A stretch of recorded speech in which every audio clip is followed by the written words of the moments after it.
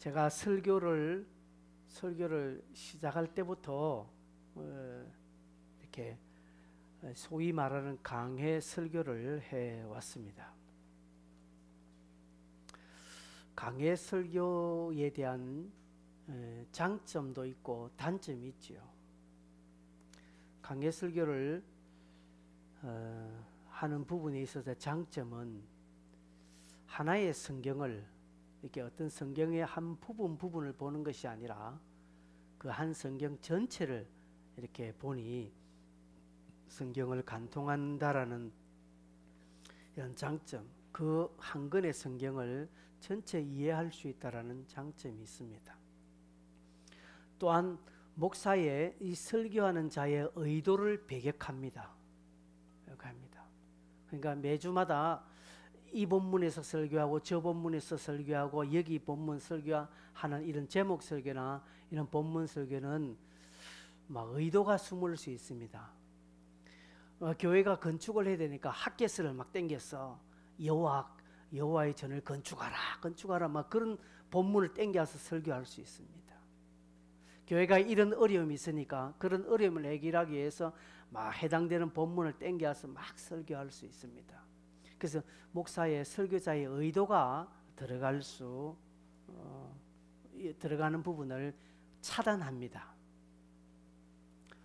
또한 이 강해 설교의 단점이 있는데 뭔가 하면 지루합니다. 같은 성경이니까. 여러분 베드로 전후서 우리가 쭉 했잖아요.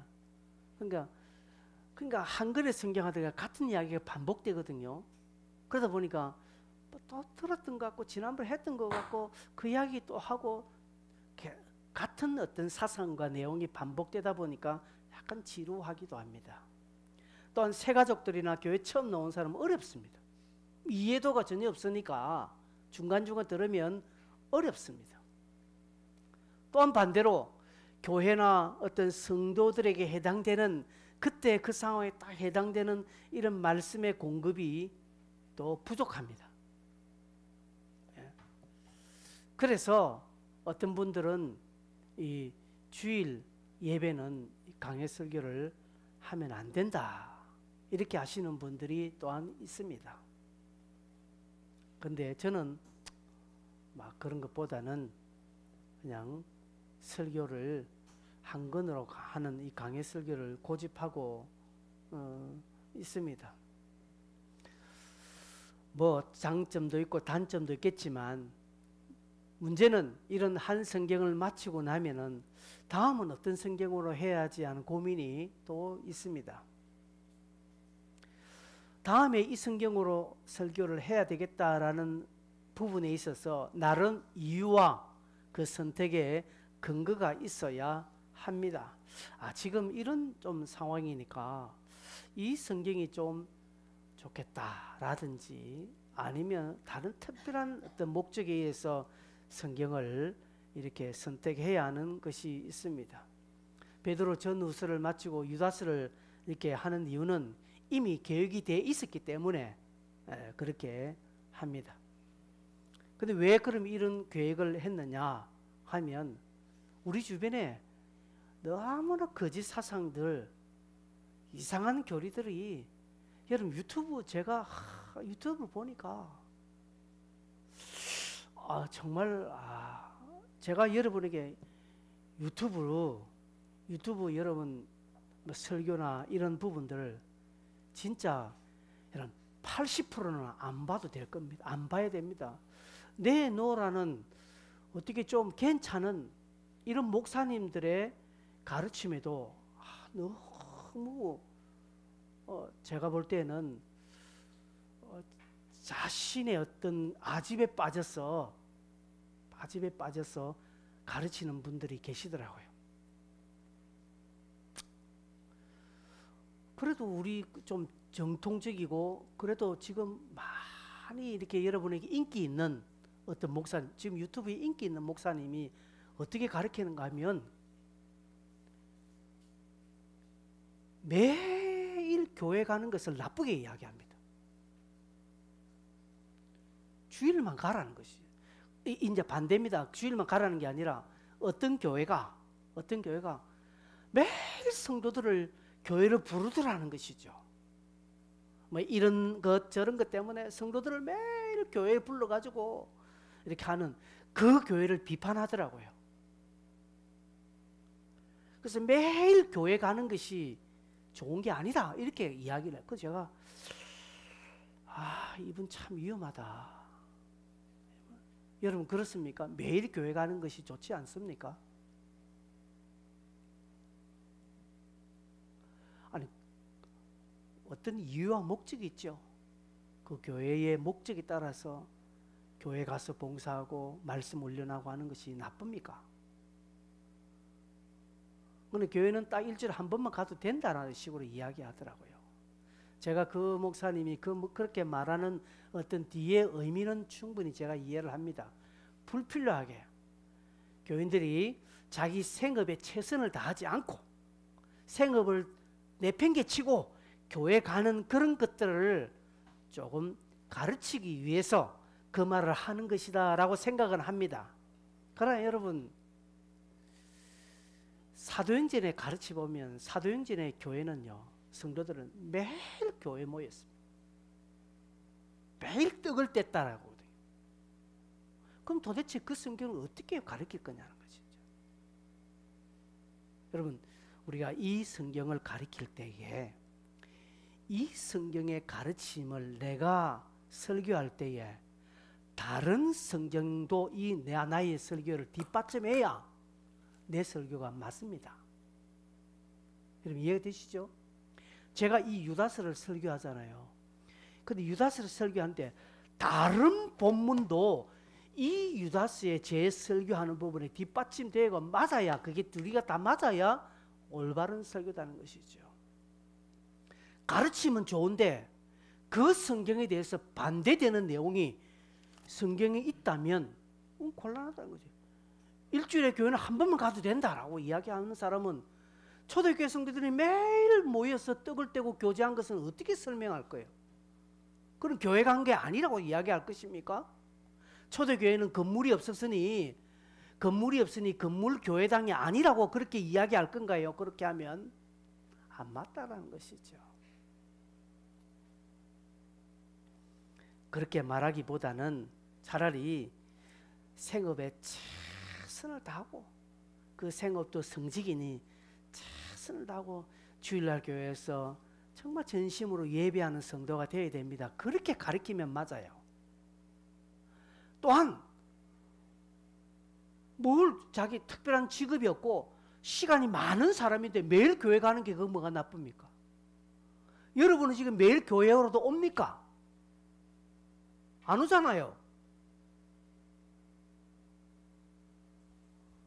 내 환경이 되고 여건이 되니까 이제 나이 많은데 근사님들은 시간이 되니까 매일 교회 가서 이런 봉사 저런 봉사 하는 거예요.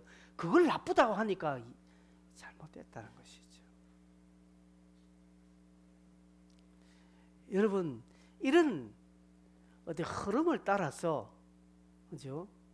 우리가 설교하고 또 그런 계획을 따라서 또 가르치고 하는 것이 옳습니다.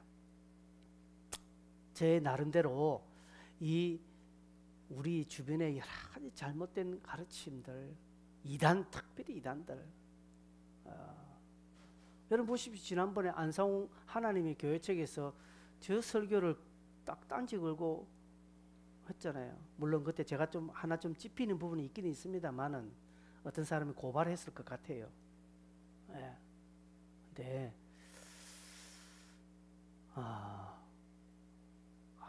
우리 이런 시대니까 어떻게 신앙을 바로 또 해야 될 것인가, 그런 의도에서 제가 베드로 전후서 유다서를 이렇게 했습니다. 또한 이 유다서는 베드로 전후서와 똑같은 이야기를 하고 있습니다. 같은 흐름이고 같은 내용입니다. 그래서 여러분 제가 설교도 훨씬 이해도가 빠를 것이고 또 짧은 한 장이니까 오늘 다음 주 그 다음 주 한 주도 아마 3주 정도 이 본문을 설교하면 끝이 납니다. 그래서 어떤 복습의 차원도 이미 있습니다.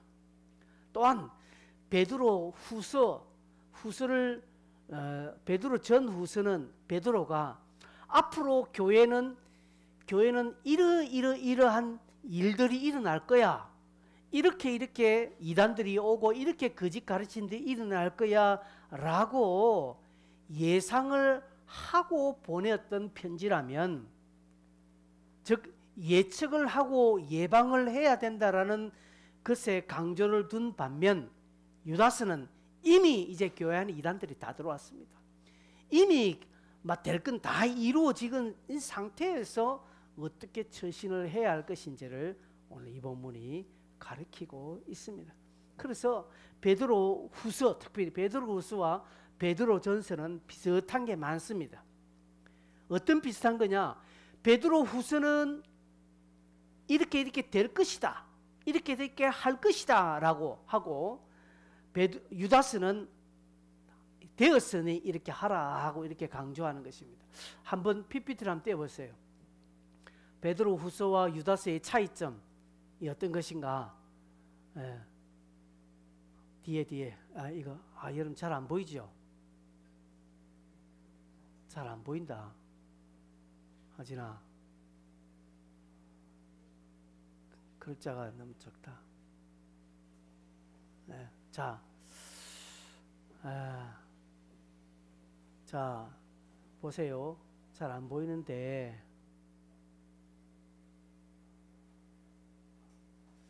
좀, 됐습니다. 이 정도 합시다. 여러분 뭐 안 보여도 됩니다. 안 보여도 되는데, 뭔가 하면 왼쪽은 베드로 후서고 오른쪽은 유다서의 차이인데, 베드로 후서는 2장 1절에 보면 교회 안에 거짓 선생들이 있을 것이다 라고 이렇게 이야기했거든요. 그런데 유다서 4절에는 거짓 선생들이 교회 안에 이미 들어와 있다라고 이야기합니다. 그리고 베드로후서 2장 2절에는 거짓 선생들의 미혹에 너희들이 앞으로 넘어갈 거다라고 이야기하는데, 유다서 22절 23절에는 어떤 이들이 거짓 선생들의 미혹에 넘어갔다라고 이야기합니다.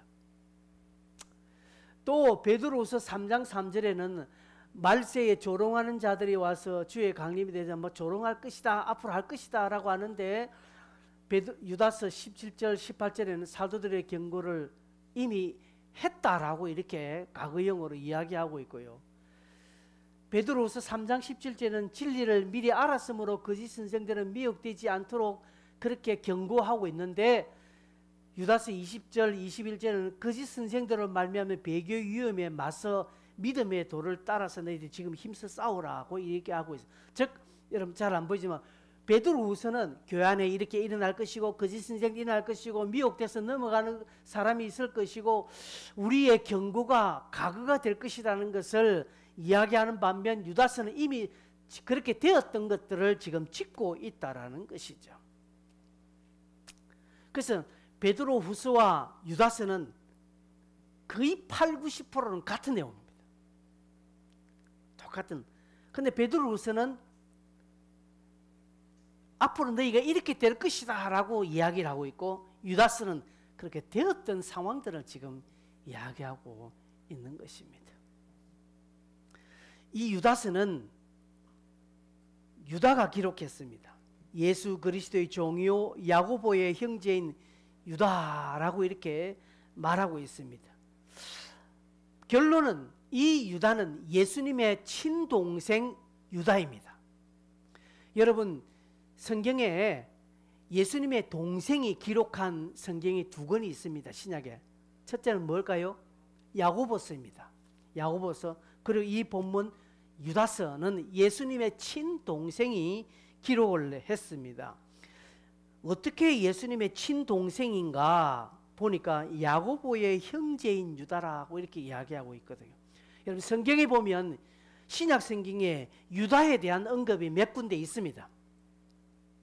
유다에 대한 언급이 몇 군데 있는데, 자, 성경에 언급된 유다들이 있습니다.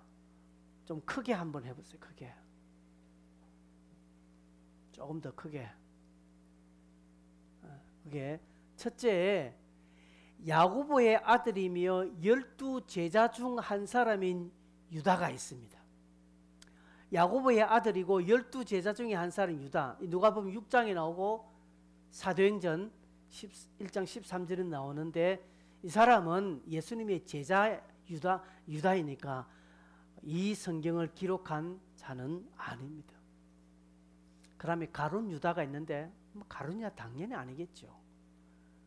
그 다음에 세 번째 사도행전 5장에 로마가 인구조사를 할 때 이때 저항한 지도자가 나와 있는데 이때 유다가 나오는데 이 사람 또한 아닙니다.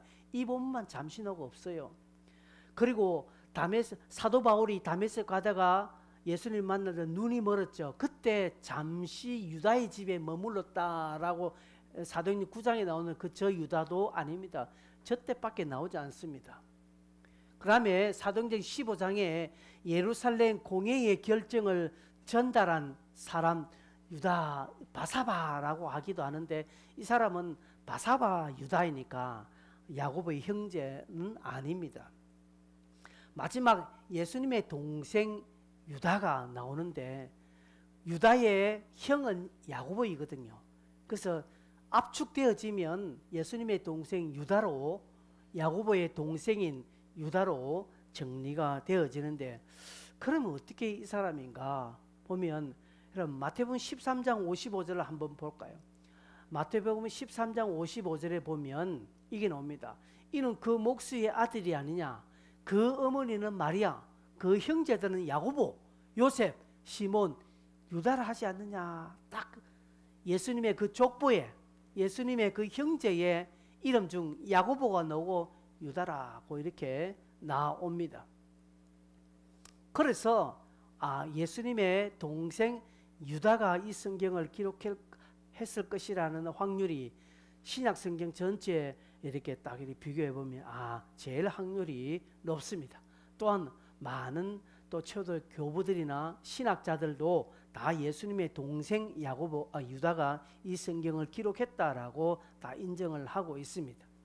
유다는 예수님의 생전에는 예수를 믿지 않았습니다. 요한복음 7장 3절 5절 보면 그때 이 야고보는 요한복음 7장에 보면요 뭐라고 이렇게 나와 있는가 하면 이렇게 나와 있습니다. 요한복음 7장 3절에서 5절까지 보면 이렇게 말합니다.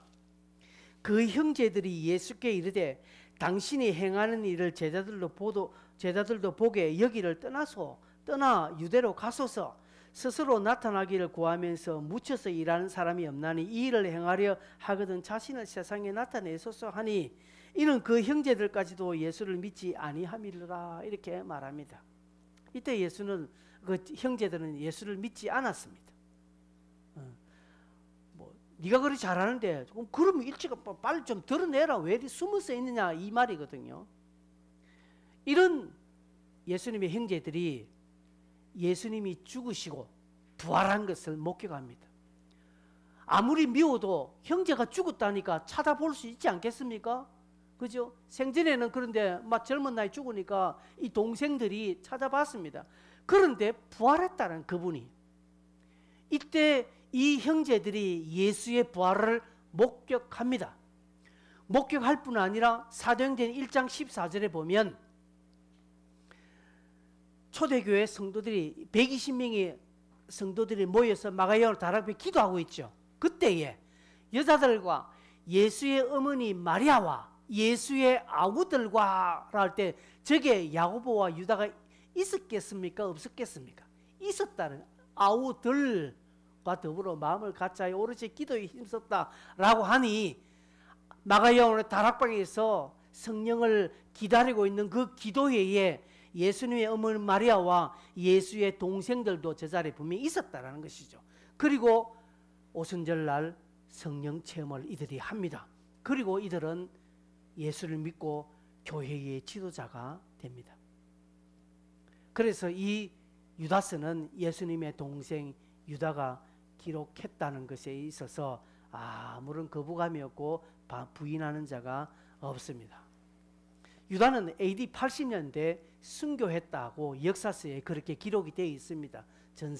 유대 전성에 기록이 되어 있기 때문에 아마 베드로 후서가 보내고 난 뒤에 즉 AD 68년에 아마 베드로후서가 보내졌다라고 합니다.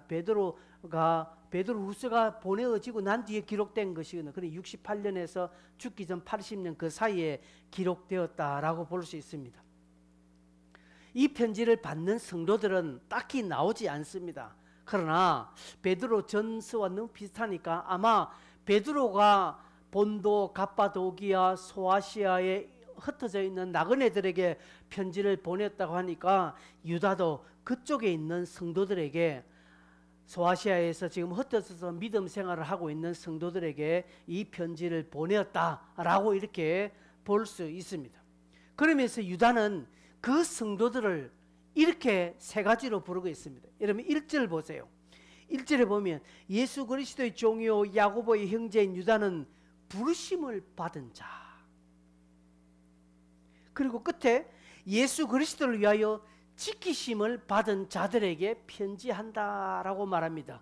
누구를 이야기하고 있습니까? 이 성도들을 어떻게 부릅니까? 첫째로 부르심을 받은 자들, 그 다음 두 번째로 지키심을 받은 자들. 또 3절에 보십시오. 그들을 뭐라고 표현하고 있습니까? 사랑하는 자들하고 이렇게 표현하고 있습니다. 자, 이 편지를 받아보는 성도들을 유다는 세 가지로 부르고 있습니다. 첫째 뭐요? 부르심을 받은 자들이라. 그 다음 두 번째로 지키심을 받은 자들, 그리고 사랑하는 자들, 이렇게 말하고 있습니다. 여러분 이 세 가지 표현이 참 복된 표현인 것 같습니다. 여러분 이 표현은 우리에게도 그대로 동일하게 적용됩니다. 베드로 전서 후서 설교할 때도 제가 이야기했습니다. 여러분 이 표현은 우리의 정체성입니다. 우리는 어떠한 존재들이라, 나는 어떠한 자다. 제가 베드로전서 1장 처음 시작할 때에 우리가 어떤 존재들이라는 사실을 설교했습니다. 여러분, 저와 여러분 어떤 존재들입니까? 부르심을 받은 자들이고, 지키심을 받은 자들이고, 그리고 하나님께서 사랑하는 자들이라는 사실입니다. 여러분 이거 날마다 여러분 스스로 인정하셔야 됩니다. 여러분 예수 안 믿는 사람들도 이런 이야기 합시다. 지난 TV 보니까 어떤 분이 강연 나오는데 자기는 아침에 일어나서 탁 거울 앞에서 탁 자기를 향하여 이렇게 한다. 아이고 예쁘다, 나는 예쁘다, 나는 복받은 사람이다, 나는 착하다, 아이고 나는 귀한 존재다. 막 하루에 아침 시작할 때부터 자기 거울을 보면서 자기 자신을 칭찬한다 하더라고요. 막 그 예수 안 믿는 사람이 일반 강연이에요. 여러분 일반 강연에도 세상에도 그렇게 강조하고 있거든요. 그렇다면 우리는요 그것보다 더더욱 진리를 가지고 있지 않습니까? 우리는 하나님의 부르심을 받은 자들이라는 것이죠. 어디에서 부름을 받았습니까? 죄악 가운데에서, 지옥에 들어갈 수밖에 없는 그 상황에서 우리는 부름을 받았습니다. 교회로 부름을 받은 자들이고, 또한 지키심을 받은 자들이고, 하나님께서 사랑하는 자들이라는 사실입니다. 저와 여러분은 하나님 나라를 위하여서, 하나님의 영광을 위하여서 부름을 받은 자들입니다. 하나님의 일을 위하여서 사명자로 부름을 받은 자들입니다. 목사만 부르고 선교사만 부른 게 아니라는 사실입니다. 우리 각자의 성도들은 하나님의 부름을 다 받았습니다. 부름을 받았으니까 여기 앉아 있는 거예요. 여러분 이스라엘의 목동들은요 이렇게 전체 마을에서 한 곳에 양들을 다 모아놓고 있거든요. 뭐 부잣집들은 양이 수백 마리 있는 부잣집들은 막 자기 단독을 하지만 그냥 일반 서민층은요 뭐 양 10마리, 뭐 20마리 이렇게 키우고 있다는 것이죠. 가난한 집에는. 그래서 그 가난한 집에서 양 한 14마리 지키기 위해서 밤새도록 목동이 지키고 하지 못하는 것입니다. 그래서 마을 한 공동체에서 저 이씨 집에도 5마리, 박씨 집에 7마리, 저 김씨 집에 10마리, 또 최씨 집에 또 10마리, 이렇게 해서 한 100여 마리 울타며 이렇게 있다는 것이죠. 그래서 그 다음날 아침에 이제 각자 집에서 목동이 옵니다. 그래서 자기 목동이 올 때 목동이 부릅니다. 희한하게 목동이 부를 때요, 그 이름을 부를 때에 그 집의 양들이 닭이 나온다는 사실입니다. 그래서 성경을 이 양으로 성도들을 비유한 이유가 여기 있는 거예요. 근데 그 이름을 다른 집의 목동이 부르면 양 꼼짝도 하지 않는답니다. 희한하지요?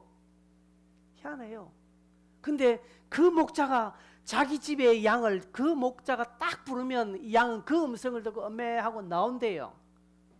우리보다 나아요. 우리는 불러도 대답 안 해. 그렇게 해서 나오는 거예요. 그 부름을 받았다는 사실. 주님이 우리 이름을 부른 거예요.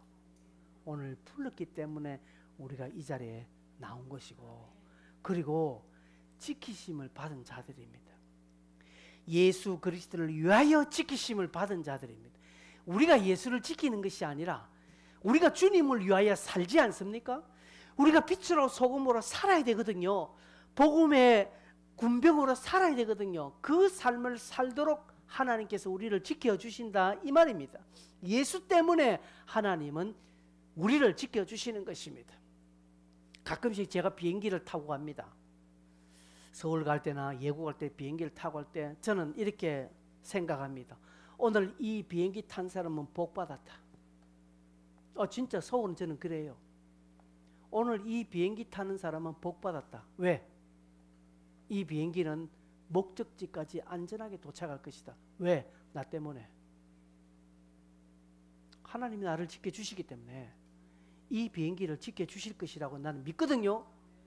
그래서 나 때문에 그 비행기 탄 사람 모든 사람이 다 안전할 것입니다. 물론 그 가운데 나와 같은 생각하는 목사들이 있어요. 그 가운데 나와 같은 생각을 하고 있는 신앙인이 있을 것입니다. 그 사람은 그 믿음으로 안전하게 지키심을 받고, 저는 저의 믿음으로 안전하게 지키심을 받는 것입니다. 네 때문이야 내 때문에 싸울 일은 없어요. 그거는 지 때문이라고 나는 나 때문이라고 서로 지 잘난 맛에 사는 것입니다. 중요한 것은 하나님이 나를 지키시는 것이라는 사실입니다.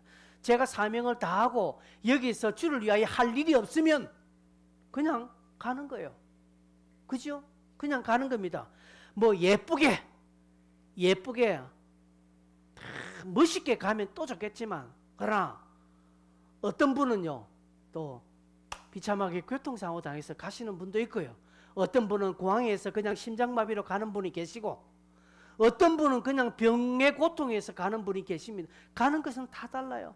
화려하게 멋지게 그냥 여러분 다 이 세상에 앉아서 기도하다가 가는 이것만 좋은 거 아닙니다. 어떤 분은 그냥 다 목사들은 그렇게 꿈꾸더라고요. 어떻게 죽고 싶냐 물어보면 다 강대상에 기도하다가 죽겠다고 그러는 게. 아이고, 내 그런 손 별로 못 봤습니다. 그렇게 죽는 목사님들 별로 못 봤습니다. 있기는 있습니다만은 없습니다. 어떤 목사님들은요 교통사고로 죽는 분 목사님 계세요. 어떤 목사는 암에 걸려서 고통 가운데 있다가 가시는 분도 계시다. 그 사람들이 벌 받아서 못 살아서 그렇게 가는 거 아닙니다. 다 하나님은 그 환경과 상황과 그 사람의 목적에 맞게끔 하나님 다 불러가시거든요. 그렇기 때문에 사명 다하면 가는 거예요. 그러나 내가 해야 될 일이 있기 때문에 하나님 오늘날 우리를 지켜주시는 것입니다. 여러분 지금 힘들고 아프고 괴롭고 빨리 그냥 주님 나라 갔으면 좋겠다라고 생각하십니까? 그렇게도 그런 가운데 있지만 오늘 하루 있는 것은 내가 뭔가 할 일이 있기 때문에 그렇다는 것이죠. 아이고 뭐 할 일이 있겠노? 내가 이 나이에 내가 뭘 할 일이 있겠노 생각하지만 그거는 우리 생각이고 하나님의 생각은 있다는 것이죠. 그래서 하나님 우리를 지켜주시는 것입니다. 이 지켜주신다는 것은 앞으로 지켜줄 것이다라는 것이 아니라 이미 완료형으로 선포한 것. 내가 너희를 안전한 보호하심에 안전한 상태에 있도록 하겠다라는 것이죠. 하나님 특별하게 그들을 보호해 주시겠다는 것이죠. 요한복음 17장 11절 15절을 보면 예수님께서 그의 제자들을 안전하게 보존하시겠다라고 합니다. 나는 세상에 더 있지 아니하오나 그들은 세상에 있고 나는 아버지에게 가나니 거룩하신 아버지에 내게 주신 아버지의 이름으로 그들을 뭐하게요? 보존하사라고. 보존하사. 15절에도 보존하시기를 위함이다라고 기도하고 있는 것입니다. 베드로전서 1장 4절 5절 우리가 지난번에 보았지요. 1장 4절 5절에도 그렇게 합니다. 너희를 위하여 하늘에 뭐 했다고요? 간직했다라는 거죠. 여러분, 간직한 것은 어떤 상황입니까? 간직은 어떤 상황을 간직이라고 합니까? 여러분 집에 들어가서 그냥 선반에 신발장 위에 선반에 그냥 턱 올린 그걸 간직했다고 합니까? 그건 간직한 거 아니에요. 간직했다는 것은 특별한 자리에, 특별한 장소에 특별하게 두었다라는 것을 간직했다는 것이죠. 하나님은 저와 여러분을 그렇게 간직했다는 사실. 5절에 보니까 하나님의 능력으로 보호하심을 받았다라고 말합니다. 하나님은 주님 나라를 위하여서, 하나님 나라를 위하여서 일하고 애쓰고 기도하고 헌신하는 자들을 보존하십니다. 그죠? 하나님을 위하여서 살려고 발부둥 치는 자들을 하나님은 보존하십니다. 하나님의 나라를 위하여서, 하나님의 복음을 위하여서 애쓰려고 발부둥 치는 자들을 하나님은 간직하십니다. 그래서 믿음의 눈이 떠여진 성도는 압니다. 아, 하나님을 위하여 헌신하는 것, 하나님을 위하여 수고하는 것은 내가 안전해지는 비결이다라고 합니다. 내가 안전해지는 비결이다라고. 여러분, 이현지 목사님하고 저 이렇게 자주 자전거 타고 막 자주 이렇게 이렇게 교제하는 게 많죠. 근데 그 목사님이 항상 그래요. 자기 내가 쓰임 받음이 참 좋다라고 합니다. 자기 뭘 이렇게 하면, 아유 목사님 어떨 때 제가 뭐 이렇게 가면, 아유 목사님 가지 맙시다. 아유 멀고 이러면. 근데 이 목사님은 그래요. 그곳이라도 하나님이 내가 뭔가 쓰일 게 있으니까 나를 부르지. 얼마나 좋으냐. 아, 달라요. 나는 불평하거든요. 뭔데 가지 맙시다. 하지 맙시다. 근데 그분은 그래도 내가 쓰임 받는 것이 얼마나 좋으냐. 아, 그 말 딱 들으면 할 말이 없어지는 거예요. 그냥 입 쏙 들어가고 예 이렇게 같이 다르더라고요. 우리는 좀 뭔가 좀 내게 유익되고 좀 그래도 좀 뽀대나고 막 그런 것에 가서 좀 일하려고 하는데, 아, 그분은 안 그렇더라고요.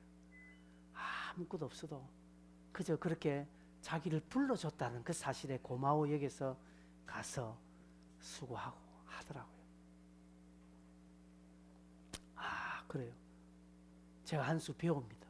여러분, 우리는 그래도 내가 일할 때 뭐 내한테 뭐 떨어지는 게 있거나 내게 좀 유리하거나 뭐 좀 내가 좀 드러나거나 내가 좀 어떻게 하면 가서 그래도 뭐 하는데, 아무것도 없이 그냥 가서 시다바리만 하고 그냥 막 이름 없이 빚 없이 갔다가 고생하고 돌아오는 것에 안 할랍니다. 여러분도 안 할랄걸요? 그런데 그렇게 쓰임 받는 것 자체가 얼마나 귀하냐는 것이죠. 하나님 앞에 이렇게 쓰임 받는 것이 자기는 좋대요. 배울 만하지 않겠습니까, 여러분? 여러분, 하나님 나라를 위하여서, 주님 나라를 위하여서 여러분이 애쓰고 주님 나라를 위하여서 뭔가 하려고 할 때 하나님이 여러분을 지켜주시고 안전하게 보여주시고 그 기간만큼은 여러분의 건강, 여러분의 삶의 모든 것을 지켜주신다는 사실을 꼭 기억하시길 바랍니다. 우리는 그런 존재들입니다. 우리가 그런 존재들이라는 사실에 여러분이 믿음을 확고하게 가지시기를 바랍니다. 그럼 유다는 이 성경을 왜 썼느냐? 이 편지를 왜 기록했느냐? 그 편지를 기록한 이유를 3절에 소개하고 있습니다. 3절 한번 보십시오.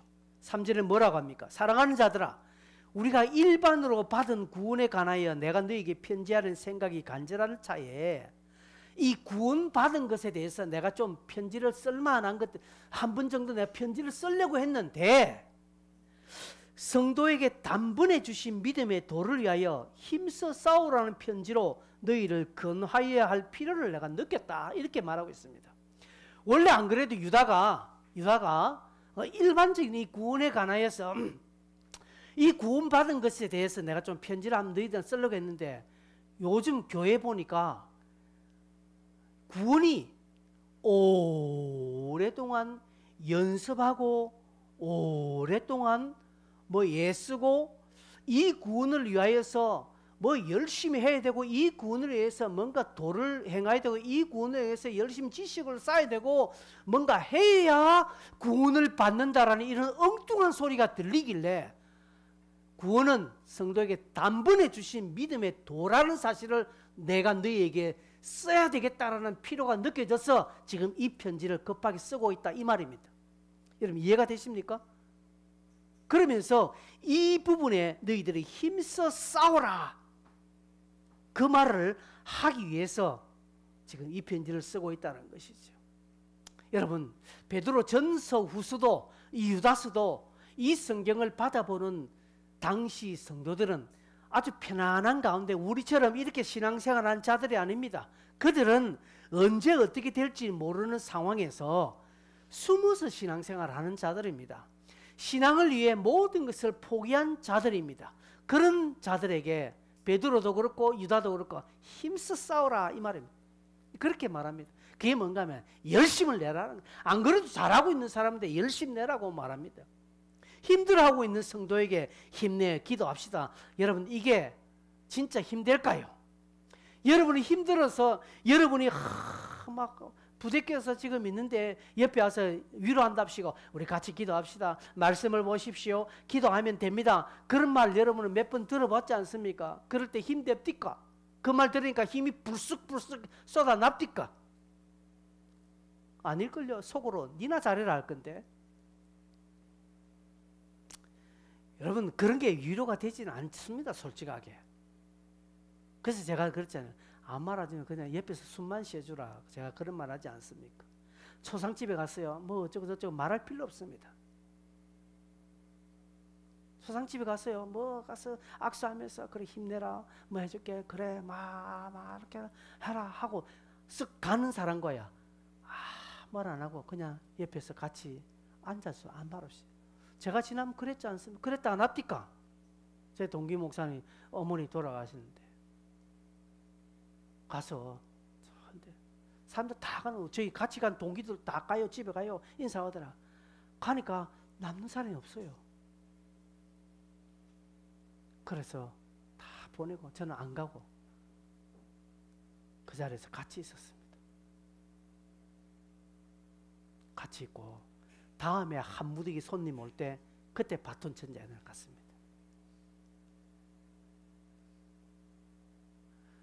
여러분 그거 지나고 나니까요 그 사람은 그걸 너무 고마워하는 거 있죠. 얼마 전에도 인천에 사는 제 동기가 자기 어머님이 여기 온 종합병원에서 돌아가셨는데 그날 가서 제가 2시간 넘게 3시간 정도 있었습니다. 그리고 나중에 그 목사님하고 별로 그렇게 제가 달갑게 친하진 않습니다. 달갑게 친하지 않는데 그 나중에 끝나서 자기가 하더라. 야, 끝까지 함께 하시는 사람 고마워하더라. 저한테 저를 보고 내 이 목사님 달리 봤다면서. 이 목사님 내가 달리 봤습니다. 여러분 별말 필요 없어요. 세상도 그렇다면 믿음 안에서도 그렇습니다. 근데 유다가 힘써 싸우라 이 말은 지금 그들 상황에서 뭔가 부채질하는 것이 아니라 이 믿음의 교리, 이 도에 관해서 힘써 싸우라는 것이죠. 당시 교회 안에 이단들이 들어와서 뭐라고 말하는가 하면 방금 제가 이야기했는데 우리가 받은 이 구원, 그래 예수 믿음으로 구원받는데 근데 스토아 학파는요 7가지 지식, 9가지 지식을 나누어서 1단계 지식, 2단계 지식, 3단계, 4단계, 5단계, 9단계 지식에 딱 도달해야 구원을 받는다고 이야기합니다. 많은 수행을 해야 된다고 합니다. 그럼 천주교들 보십시오. 마르틴 루터가 그 성당의 계단을요 무릎으로 올라가는 것입니다. 모든 신부들의 무릎으로 그냥 서서 올라가도 다리 아픈데 무릎으로 올라가도 왜 고행하는 거예요. 그런 고행을 함으로써 내가 구원을 받는다라고 이야기합니다. 천주교는 그렇게 가르쳐요. 여러분 불교도 그렇지 않습니까? 수행해서 자기가 뭐 합니까? 부처가 되는 거예요. 뭐 다를 바가 뭐 있습니까? 당시 교회 안에서 그렇게 가르치고 있다니까. 그러니까 유다가 듣고 기가 짜거든요. 아니에요. 구원은요, 단번에 이루어지는 사실이라는 것을 가르치고 있습니다. 다양한 훈련, 다양한 공부, 다양한 어떤 지식의 습득, 다양한 어떤 나의 고행, 수행을 통해서 구원에 다가가는 것이 아니라 구원은 한순간에 믿음으로 해결된다는 사실을 강조한 것입니다. 마태복음 9장 22절을 한번 볼까요? 빨리 펴보세요. 마태복음 9장 22절 이렇게 말합니다. 예수께서 도리어 그를 보시며, 이게 누굽니까? 혈루병 그 연이 주님 앞에 뒤에 옷자락을 싹 잡았죠. 그건 누가 내를 잡았냐 하니까 이 여자가 뭐 그렇게 했다는. 그래서 뭐랍니까? 따라 안심하라. 네 믿음이 너를 구원하였다 하시니, 여자가 어떻게 해요? 그 즉시 뭐 했다고요? 여기에요. 즉시 구원받는 거예요. 저기 어떤 과정이 뭐 있습니까? 저기 어떤 훈련이 어떻게 필요합니까? 저기에 뭐가 필요합니까? 아무것도 없는 거예요. 누가복음 19장 9절에도 보면요, 이런 표현 많습니다. 예수님께서 삭개의 집에 왔습니다. 그래서 삭개가 내가 누구 토색한 것은 네 배로 갖고 뭐 이렇게 해서 내 재산의 절반을 내겠습니다 하니까 예수께서 이르시되 오늘 구원이 이 집에 이르렀으니, 오늘 구원이 이 집에 이르렀다요. 그걸 보고요, 석 달 뒤에 구원이 이르렀다 이 소리 안 합니다. 오늘 구원이 이르렀다라고 말합니다.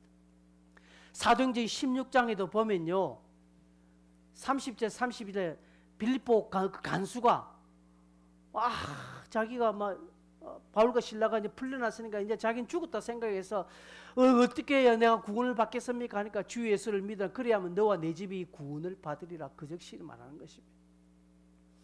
여러분, 구원은 즉각적입니다. 구원은 즉각적입니다. 왜 그럴까요? 왜 즉각적입니까? 구원의 조건이 우리에게 있지 않기 때문에 그렇습니다. 구원의 조건은 누구에게 있습니까? 예수에게 있습니다. 그 예수를 믿음으로 구원은 즉각적으로 우리에게 주어지는 하나님의 선물입니다. 이것이 은혜입니다. 세상은 이걸 모릅니다. 그러니 예수 안 믿는 사람이 교회에 와서 이야기를 들으면 안 믿겨져요. 안 믿겨져요. 네가 40일 동안 네가 매일 빠지지 않고 뭘 제사를 드리고 뭘 훈련하고 헌금을 하고 네가 이렇게 하면 너에게 구원이 주어질 거다 하면 사람들은 믿어요. 내가 이렇게 해야 되겠다. 그러나 안 그렇습니다. 왜 절에 가서 108배를 다리 불라지도록 합니까? 108배 아니요. 여러분 해봤습니까? 과거에 108배 해보신 분? 절 3번만 하도 허리 아프던데. 108. 왜? 108배 하면 공을 인정받기 때문에. 108배 한 그 공을 인정받아서 뭔가 부스러기라도 내가 받을 것 같아서 108배 하는 거예요. 부스러기 받을 수 있을 거예요. 허리 디스크, 관절염 다 얻을 거예요. 교회는, 우리 성경은 그것을 가르치지 않습니다. 구원은 믿음으로 즉각적으로 우리에게 받는 것입니다. 여기에 여러분 다른 것이 첨가되면 100% 이단입니다. 이것을 부인하면 이단이 되는 거예요. 당시 교회 안에 들어온 이단들은 그렇게 가리키고 그 하나님의 은혜를 방탕한 것으로 바꾸었다라고 말합니다. 4절에 보면 하나님의 은혜를 도리어 방탕한 것으로 바꾸었다라고 말합니다. 옛날 성경에는 세교거리로 바꾸었다 이 말하고 있습니다. 당시에 여러분 소아시아 교회 지역에 보면 신전이 많은데 그 신전은요 전부 다 음란한 것입니다. 하나님 주신 은혜라고 이야기하는 것이에요. 그 사람들요. 여러분 분별을 가져야 됩니다. 하나님의 은혜를 방탕한 것으로 바꾸면 안 됩니다. 신앙의 방종을 가지면 안 됩니다. 다른 것 집어넣는다는 것이죠. 여러분 아까 제가 이야기했는데 유튜브를 보십시오. 전부 다 보면 다 신앙 안에 다른 것이 들어갑니다.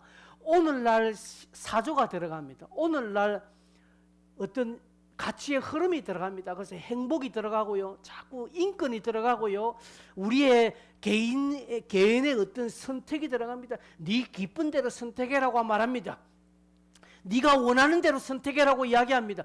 진짜 내가 원하는 대로 선택하는 것이 참된 신앙입니까? 아니에요. 우리는 하나님의 뜻을 따라 선택해라고 이야기하는 것입니다.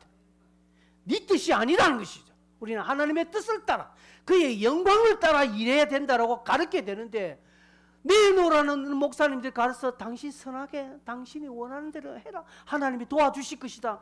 이게 당시 예레미야 선지자들과 그 당시의 선지자들, 지난번 여호사밧과 아합 시대에 그저 북쪽 이스라엘에 400명의 선지자들이 나가지고 왕이여 하소서, 왕의 뜻대로 하소서, 왕인 승리를 거두소서, 하나님이 당신을 도와주실 것입니다. 그렇게 이야기하는 것과 뭐 다를 바 뭐 있습니까? 오늘 많은 교회 안에 그런 일이 있습니다. 그래서 여러분, 유튜브 보지 마세요. 저 설교 위엔 듣지 마세요. 웃으라고 하는 건데 아무도 안 웃거든요. 잘 보셔야 됩니다. 그 유튜브 보면 이렇게 자극적인 멘트가 나오지 않습니까? 썸네일 보면 요즘도 11조를 강조하는 목사가 있느냐, 뭐 이렇게 나옵니다. 큰일이에요. 교회에 일주일에 한 번만 가도 된다 해서 뭐 이렇게 하니까 안 되는 거예요. 여러분, 이렇게 하나님의 은혜를 방종으로 바꾸면 안 됩니다. 신앙의 자유가 그런 데서 일어나지는 않습니다. 동성애를 얼마나 가르칩니까? 통합 측의 신학교에서 동성애를 옹호하는 교수가 있습니다. 기가 차는 것입니다. 동성애도 하나의 성향이라고 이야기합니다. 하나님께서 동성애를 이해해 주신다라고 말합니다. 여러분, 그렇지 않습니다. 성경에 분명하고 하나님께서 분명하게 남자와 여자를 만드셨다고 말합니다. 동성애를 악하다라고 규정하고 있습니다. 동성애는 범죄입니다, 여러분. 동성애는 악입니다. 그런데 동성애를 하는 목사가 있고요, 동성애를 옹호하는 지식인들이 있고요, 그렇게 가르치고 있습니다. 신학교에서도 가르치고 있습니다. 그리고 미국에는 이미 동성애 목사를 안수합니다. 목사를 세워주는 것이죠. 큰일 난, 앞으로 우리나라도 이렇게 안 된다는 보장이 없습니다. 여러분, 앞으로 우리나라 이런 물결을 돌을 때 여러분 뭐라고 대답하실 겁니까? 그런 부분에 아니라고 힘써 싸워야 한다라 이 말씀입니다. 우리 주변에 반성경적인 그런 구원관에 관해서, 교회관에 대해서 이상하게 말한 자들이 많습니다. 그래서 여러분, 주변에서 저한테 듣지 아니한, 이 목사를 통하여서 배우지 아니한, 들어보지 아니한 다른 어떤 내용들을 여러분 듣게 된다면 100% 의심하십시오. 100% 의심하시되 여러분이 그래도 혹 마음이 간다면 저한테 와서 반드시 점검 받으셔야 합니다. 아니다 싶으면 싸우셔야 됩니다. 그러기 위해서 여러분 성경을 알아야 되죠. 성경 모르면 못 싸웁니다. 그래서 성경 읽으셔야 됩니다. 여러분, 성경 모르면 아무것도 안 돼요. 성경 읽고 기도해야 합니다. 그래야 분별합니다. 어떤 분이 교회에 상처받아서 천주교로 갔다고 해요. 교회에 상처받아가지고 천주교를 갔다 그랬습니다. 그 천주교는 너무 좋은 거 있죠. 왜? 천주교는 상처받으면, 신부하고 상처받으면 그날 저녁에 술 한잔 먹고 털어버려요. 그러니까 천주교는 교회 안에 분란이 없어요. 막 교회 운영위원회가 막 신부하고 막 싸우잖아요. 막 육두문자까지 논답니다. 쌍욕까지 넣으면 막 싸우거든요. 그러면 저녁에는 만나서 저 술집 가서 담배 한 대 서로 피우다 술 마시면 하면서 부어라, 우리가 남이가 싹 털어버려요. 그래서 천주교는 싸우지 않아요. 그럼 교회는 싸울까? 술을 안 마시니까. 그래서 당회 끝나고 싸우면 저녁에 술 한잔 해야 당회가 편안해질 건데, 우리는 안 하고 어떻게 합니까? 꽁. 교회는 싸우면 꽁. 그날 저녁에 집에 갔어. 꽁 해가 막 전화도 안 받아요. 목사 전화하면 전화도 안 받아요. 그냥 전화번호 바꿔버리고 그냥 전화 안 받고 막 그냥 해가지고 다음에 교회도 안 가고요. 삐져가지고. 천주교가 잘한다는 건 아닙니다. 잘한다는 게 우리가 본받을 필요 없지만 그렇게라도 털어가는데 교회는 안 털어요. 여러분, 아무리 교회가 믿고 아무리 목사가 믿고 아무리 내가 상처받았다고 해서 거짓 이단으로 갈 수 있습니까? 그렇지요? 여러분들 그렇게 가겠습니까? 그렇게는 할 수 없다는 것이죠. 우리 주변에 거짓이 난무합니다. 이런 거짓과 처절하게 우리는 싸워야 합니다. 그러니까 여러분, 그런 거창한 이단이 아니더라도 우리 안에 조그만 신앙이 아닌 것, 우리 안에 조그만 참된 진리가 아닌 것에 대해서 여러분이 싸우셔야 된다. 힘써 싸워야 돼. 이 믿음의 도를 위하여 힘써 싸우셔서 신앙의 진보를 이루길 바랍니다. 적어도 해돋는 교회에서 다닌 여러분들은 이 믿음에서 잘하시기를 바랍니다. 아이들처럼 맨날 신앙의 어린아이처럼 있지 말고요. 그죠? 우리 찬송 한 장 하겠습니다. 찬송가 300